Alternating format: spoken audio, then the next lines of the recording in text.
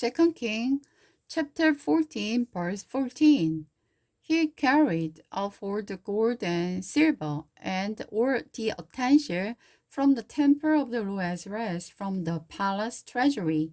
He also took hostage and returned to Samaria. The rest of the event in Jehu's reign, including the extent of his power and his war with King Amaziah of the Judah, are recorded in the book of the history of the king of Israel. When Joash died, he was buried with his ancestor in Samaria. Then his son Jeroboam II became the next king. King Amaziah of the Judah lived on for 15 years after the death of King Jehu of Israel. The rest of the events in Amaziah's reigns are recorded in the book of the history of the kings of Judah. There was a conspiracy against Amaziah's life in Jerusalem, and he fled to Lachish, but his enemies sent assassins after him, and they killed him there. They brought him back to Jerusalem on the horse, and he was buried with his ancestor in the city of David.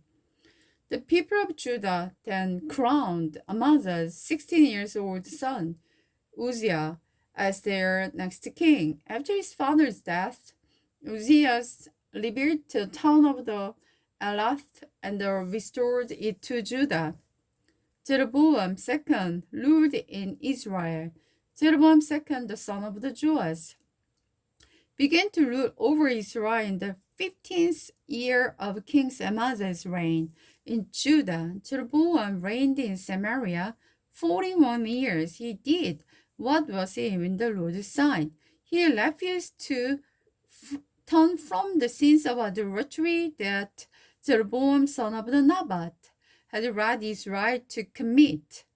Jeroboam II recovered the territory of Israel between Lebo Hamath and the Dead Sea, just as the Lord, the God of Israel, had promised through Judah, son of Amittai, the prophet from the Gath Helper.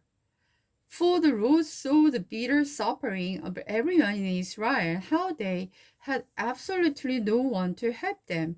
And because the Lord has not said he would blot out the name of Israel completely, he used Jeroboam II, the son of Jehoash, to save them. The rest of the event in the reign of Jeroboam II and all his deeds, including the extent of his power, his words, and how he recovered of Israel both Damascus and Hamath, which had belonged to Judah, are recorded in the book of the history of the kings of Israel. When Jeroboam II died, he was buried with his ancestor, the kings of Israel. Then his son Jehu became the next king. Uzziah ruled in Judah. Uzziah, son of the Amaziah, began to rule over Judah in the 27 years of the reign of King Jeroboam II of Israel. He was 16 years old when he became king, and he reigned in Jerusalem 52 years. His mother was Jecholah from the Jerusalem. He did what was pleasing the Lord's sight, just as his father Amaziah had done. But he did not destroy the pagan shrine, where the people offered sacrifice and burned incense. The Lord struck the king with leprosy, which lasted until the day of his death. He lived in the house by himself. The king's son Jotham was put in charge of the royal palace, and he governed the people of the land. The rest of the event of Uzziah's reign, or he did, are recorded in the book of the history of kings of Judah.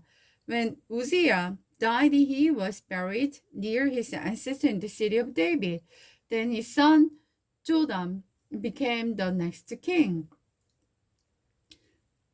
Zechariah ruled in Israel. Zechariah, son of the Jeroboam II, began to rule over Israel in the 38 years of King Uzziah's reign in Judah. He reigned in the Samaria 6 months.